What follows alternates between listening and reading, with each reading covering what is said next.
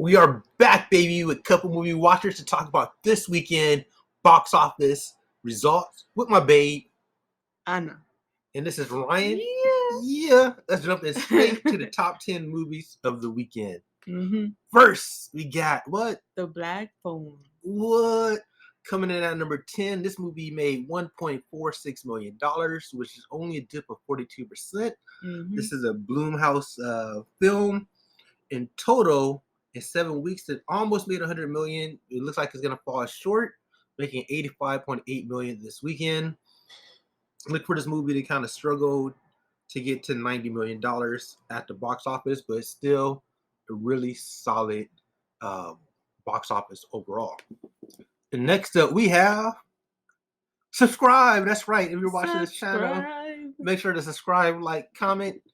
We drop box office numbers every weekend. All right.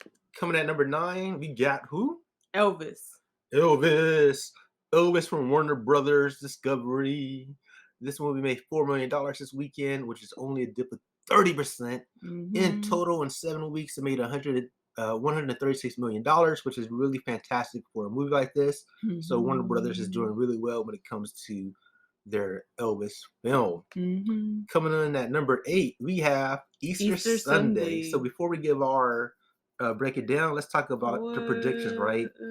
So when we look at the comment sections, we had Menlo had 16 to 20 million. Kevin had an estimate of 10 to 15 million. And myself, I had an estimate of 8 to 12, and you had an estimate of 20 million. Mm-hmm. Let's see who was the closest. He didn't even get up to the 30? Dang. No. This movie made $5.25 million this weekend. Jeez. Everybody was wrong. I came the closest, though, with 8 to 12. So I knew it was going to be on the low end. I thought 8 million was about right. I was hoping to hit 8 million, but no, it did not. Which is still, I guess, it's still like a decent opening for a movie of this budget. When you look at the Rotten Tomato score, it has a 45 from the critics, 75 from the fans. Women really came out to see this movie with 55% of the audience. And out of that 55%, with 52 between the ages of 25 to 44. So that really was the sweet spot for Joy Coy when it comes to this movie. When you look at the diversity demos, 37% was Asian who came to see it, 31% Caucasian, 50% Latino, Hispanic, and another 11% that was Black. So, decent diversity demos, but really, women is really his target audience. So, a lot of women really went to go support this film. All right. My friends wanted to go see it. Did they go see it, or they just wanted to see it? I'm not sure. They said they wanted to see it, but I was like, okay. I drop. see it. The girls want to see it. Interested in this, yeah. Yeah, they better drop them dollars. Make it rain for them, man. Make it rain. Where the Crawdad sings. Coming at number 7, this movie made $5.6 million at the box office, which is only a dip of 25%. In total, it's been holding up pretty strong, making $64 million in 4 weeks. Next up, we got still in the top 10. Top Gun Maverick. This movie ain't going nowhere. This is holding strong for Tom Cruise. I can't wait till Mission Impossible comes out. Jeez. I want to see how long he can ride this wave. This movie made $7 million, which is only a dip of 16%. In totals, in 11 weeks, it made $662 million. When you look at the global box office, it made another $690 million overseas. Ooh. With a grand total of $1.352 billion globally. Jeez. So he's making it rain at the box office. Dang. So Tom Cruise, making it rain. He's making it rain with them numbers. So Tom Cruise is definitely the king of the hill. I don't think this movie's playing in China either, so it's really doing good overseas. Yeah. When it's not playing at some of the biggest box office worldwide.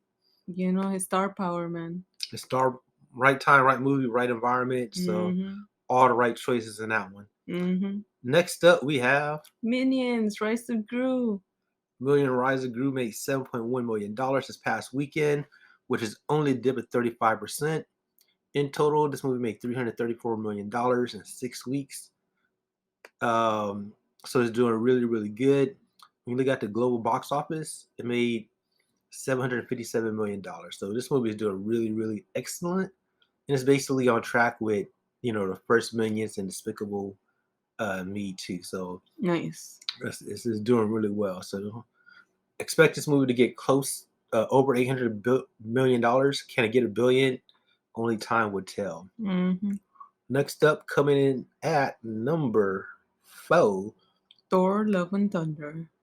Thor: Love and Thunder. Mm-hmm. This movie made $7.6 million at the box office, which is only a dip of 42%. In total, it made $316 million in 5 weeks. Overall, it's about to hit that 700 million mark worldwide. Can it beat Thor Ragnarok? I'm not sure. Ragnarok went on to make $853 million worldwide. This one, I'm not sure. I know it's having a lot of trouble getting to like certain international territories. In addition to that, whatever you got to say, it still got the Hawk in there. The Hawk still has somewhat star power. And this one has no Hawk. But it has Guardians of the Galaxy and Christian Bale, formerly known as the Batman. All right, coming in at number 3, we have Nope.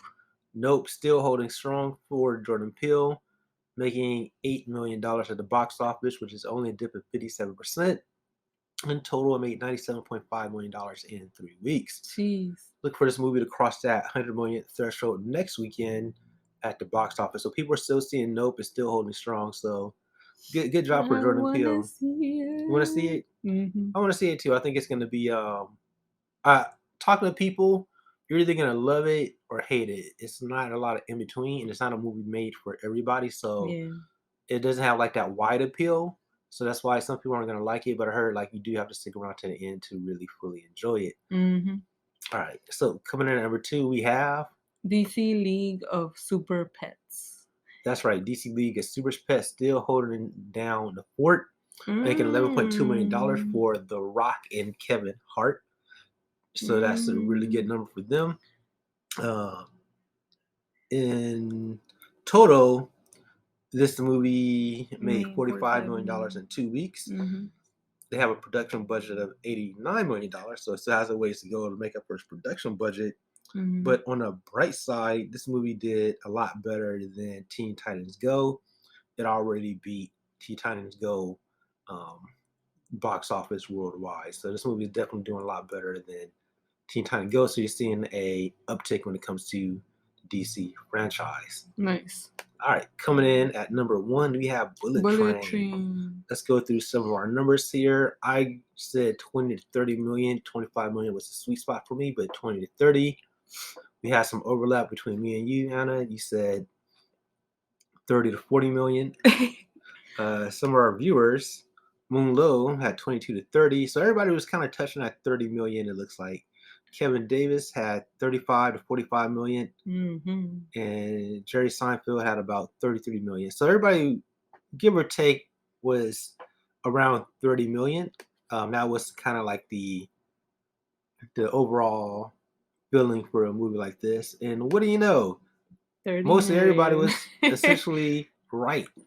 This movie, Brad Pitt, made $30.1 million at the box office. Worldwide, it made $62 million. So it did really, really what people expected. So out of Brad Pitt. So this movie was a hit in the 35 demo. So the 35-year-olds really can't wait to see it.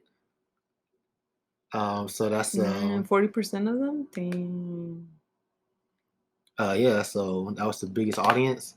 Had a cinema score of a B+, and a Rotten Tomato score of 54 from the critics and 78 from the fans. So not too shabby.